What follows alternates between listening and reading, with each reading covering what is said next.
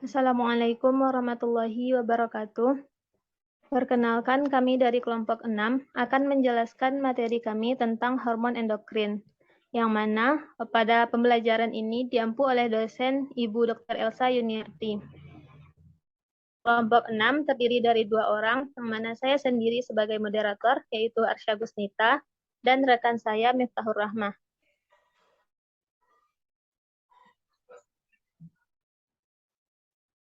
Untuk materi pertama akan dijelaskan oleh Miftahur Rahmah. Kepada Miftahur Rahmah disilahkan.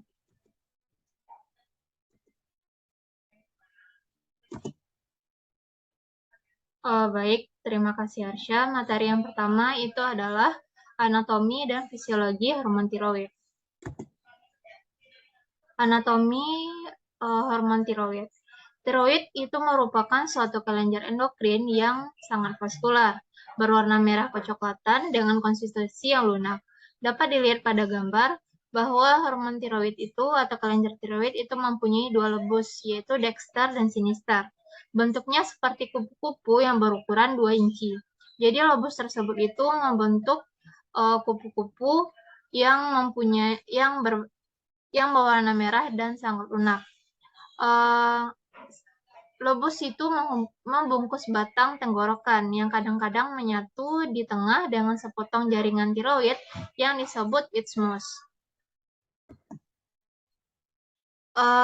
Kelenjar tiroid itu terdiri atas 3. Yang pertama itu adalah folikel. Folikel adalah unit struktural dan fungsional kelenjar tiroid. Diameternya antara 100 sampai 300 mikrometer. Yang dipenuhi dengan bahan sekretorik yang disebut dengan koloid dan dibatasi oleh sel-sel epitel kuboid. Unsur utama dari koloid adalah glikoloprotein trigobulin. Dan yang kedua itu adalah parafolikular. Sel parafolikular yang terletak di antara folikel atau di dalam jaringan antar folikel. Sel parafolikuler berukuran lebih besar daripada sel epitel folikel dan tampak lebih terang. Sel parafolikuler atau sel C itu juga menghasilkan hormon kalsitonin. Dan yang ketiga itu adalah folikular. Sel-sel yang mengelilingi folikel itu juga disebut dengan sel folikular atau triroctosti. Juga disebut dengan selulosa principalis yang mensintesis, melepaskan, dan menyimpan produknya di luar sitoplasma atau di lumen folikel sebagai substansi gelatinosa, yaitu koloid. Koloid sendiri terdiri atas tiroglobulin. Selanjutnya itu adalah susunan histologi kelenjar tiroid. Yang pertama itu stroma yang berbentuk anyaman kapiler, yang disebut juga red capillary follicular. Dan yang kedua itu adalah parenkim. Parenkim kelenjar tiroid tersusun atas folikel tiroid tidak sama besar dan dindingnya tersusun oleh sel kuboid, tinggi atau rendah sampai pipih yang disebut juga squamosa, bergantung pada aktivitas kelenjarnya. Fisiologi dari kelenjar tiroid. Yang pertama, kelenjar tiroid menghasilkan hormon T3, itu adalah tridorotonin, dan T4 itu adalah tiroksin. Hormon T3 dan T4 dihasilkan oleh folikel. Bahan dasar pembentukan hormon-hormon ini adalah yodium yang diperoleh dari makanan dan minuman yang kita konsumsi sehari-hari. Tiroksin atau T4 dan triodotironin atau T3 itu menormalkan metabolisme dan termogenesis organisme dewasa, mengatur kerja sistem organ yang berbeda termasuk kardiovaskular. Ada 3 macam hormon tiroid. Yang pertama itu adalah tiroksin, tridotironin, dan kalsitonin. Dan yang kedua itu adalah fungsi hormon tiroid. Fungsi hormon tiroid diantaranya yang pertama, mengatur pertukaran zat metabolisme tubuh dan mengatur pertumbuhan. Yang kedua, menginduksi proses oksidasi. Yang ketiga, mengatur karbon dioksida. Yang keempat, metabolik dalam hati, pengaturan susun kimia dalam jaringan. Dan yang kelima, Tiroksin akan meningkatkan sintesis protein dan membantu regulasi metabolisme lipid dan menstimulasi sintesis kolesterol. Regulasi tiroid. Pada gambar itu terdapat proses regulasi kelenjar tiroid oleh hipotalamus. Proses hormon endokrin dari kelenjar tiroid dikendalikan oleh mekanisme umpan balik negatif yang melibatkan hipotalamus dan kelenjar hipofisis anterior otak. Jika tubuh mengalami penurunan kadar triodotironin dan tiroksin dalam plasma darah, maka hipotalamus akan menerima sinyal untuk mengeluarkan hormon pelepas tirotropin atau TRH. Hormon tersebut kemudian akan mengaktifkan kelenjar hipofisis anterior untuk melepaskan hormon perangsang tiroid atau TSH yang akan dikirim dan masuk ke kelenjar tiroid. Hormon TSH akan merangsang kelenjar tiroid untuk memproduksi hormon triodotironin dan tiroksin. Itulah regulasi dari kelenjar tiroid oleh hipotalamus. Saya kembalikan kepada moderator. Baik, terima kasih Miftahur Rahmah. Baik, selanjutnya saya akan melanjutkan materi keempat, yaitu tentang biosintesis dan sekresi tiroid.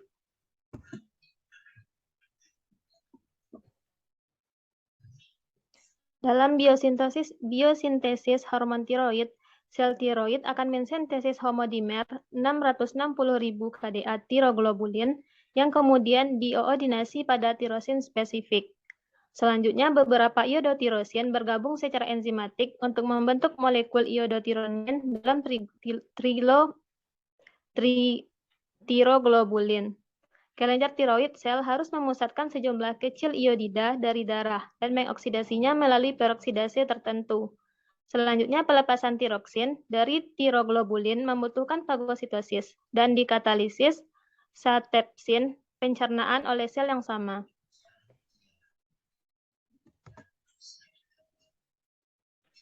Berikut adalah skema biosintesis hormon tiroid yang mana di dalam sel kelenjar tiroid, iodida mengalami oksidasi oleh H2O2 menjadi iodium, dikatalisir oleh enzim tiroid peroksidase, dan berikatan ke posisi 3, molekul tirosin yang melekat ke tiroglobulin. MIT kemudian mengalami iodinasi di posisi 5 untuk membentuk diodotirosin. Dua molekul DIT kemudian mengalami suatu kondensasi oksidatif membentuk T4 dengan pengeluaran rantai sisi alanin dari molekul yang membentuk cincin luar. Terdapat dua teori yang menerangkan terjadinya reaksi penggabungan ini. Salah satu berpendapat bahwa penggabungan terjadi dengan dua molekul DIT melekat ke TG, sementara yang lain berpendapat bahwa DIT yang membentuk cincin luar mula-mula dilepaskan dari TG. Pada kedua keadaan tersebut, tiroid peroksidase berperan dalam penggabungan serta iodinasi, sementara T3 dibentuk melalui kondensasi MIT dengan DIT. Sejumlah kecil cadangan T3 terbentuk melalui kondensasi DIT dengan MIT.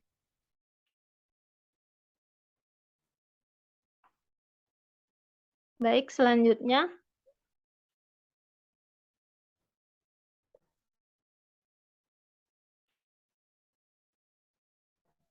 Selanjutnya yaitu tentang sekresi hormon tiroid. Pada sekresi hormon tiroid dimulai dengan terjadinya hidrolisis TG dan melepas T4, T3, DIT, MIT, dan fragmen peptida serta asam amino. T4 dan T3 dilepas ke sirkulasi, sementara DIT dan MIT mengalami diodinasi, sehingga iodium digunakan lagi. Kelenjar tiroid mensekresi sekitar 80 mikrogram T4, 4 mikrogram T3, dan 2 mikrogram T3 per hari. Dalam sel, globulus koloid menyatu dengan lisosom. Ikatan peptida antara residu beriodium dan tiroglobulin terputus oleh protease dalam lisosom, dan T4, T3, diodotirosin, serta monoiodotirosin dibebaskan ke dalam sitoplasma. Adapun selanjutnya yaitu tentang mekanisme kerja hormon tiroid.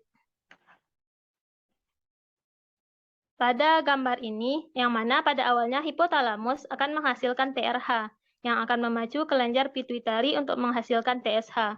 Kemudian, TSH akan memacu kelenjar tiroid untuk menghasilkan T3, yaitu triiodothyronin, dan ke T4, yaitu tiroksin.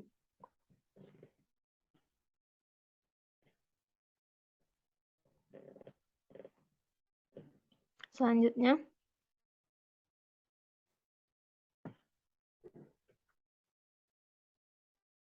pembentukan hormon ini adalah melalui 4 tahap.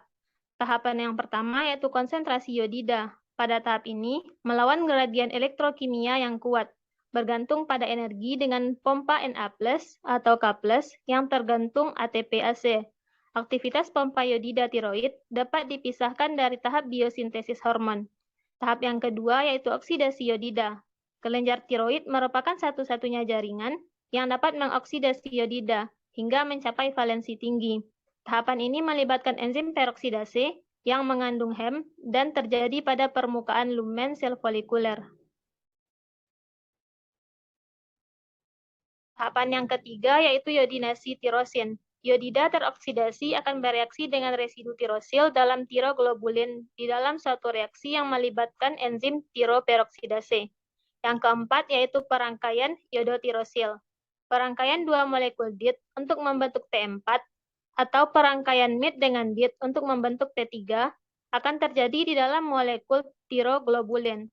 Enzim untuk perangkaian tersebut masih belum ditemukan dan karena reaksi perangkaian ini merupakan proses oksidasi, kita memperkirakan bahwa enzim tiroperoksidase yang sama mengkatalisasi reaksi ini dengan merangsang pembentukan radikal bebas iodotirosin.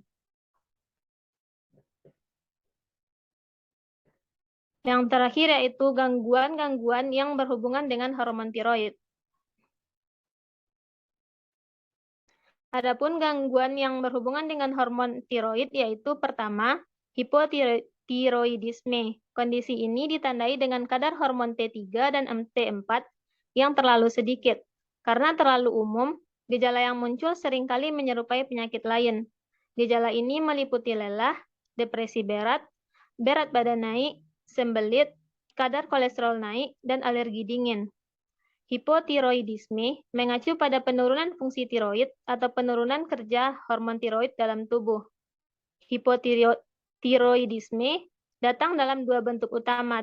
Tiroid nanoautoimun biasanya hanya disebut hipotiroidisme dan autoimun, bentuk yang disebut tiroiditis.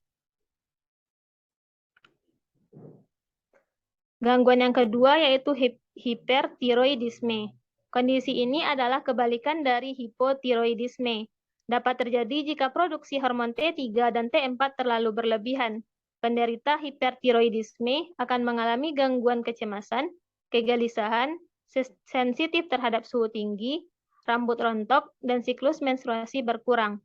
Hipertiroid merupakan suatu gangguan yang terjadi karena kelenjar tiroid memproduksi hormon lebih banyak dari yang tubuh butuhkan. Gangguan yang ketiga yaitu hipertirotropenemia, yaitu suatu kondisi yang ditandai dengan peningkatan konsentrasi TSH dan free T3. Lebih lanjut, hipotiroidisme subklinis menunjukkan peningkatan konsentrasi TSH dengan konsentrasi FT3 dan T4 bebas yang normal. TSH yang lebih tinggi pada bayi cukup bulan dengan hormon tiroid yang lebih ringan, dan sementara yang sembuh tanpa perlu pengobatan. Efek yang dilaporkan dari peningkatan TSH pada hasil perkembangan. Pada penyakit ini, umumnya lebih mudah untuk disembuhkan.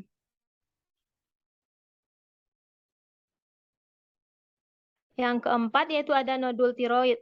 Nodul tiroid merupakan kasus yang sering ditemukan dan dapat disebabkan oleh berbagai jenis gangguan pada kelenjar tiroid.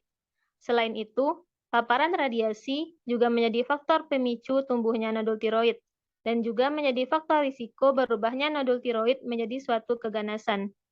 Adapun gangguan yang kelima yaitu adalah penyakit Graves.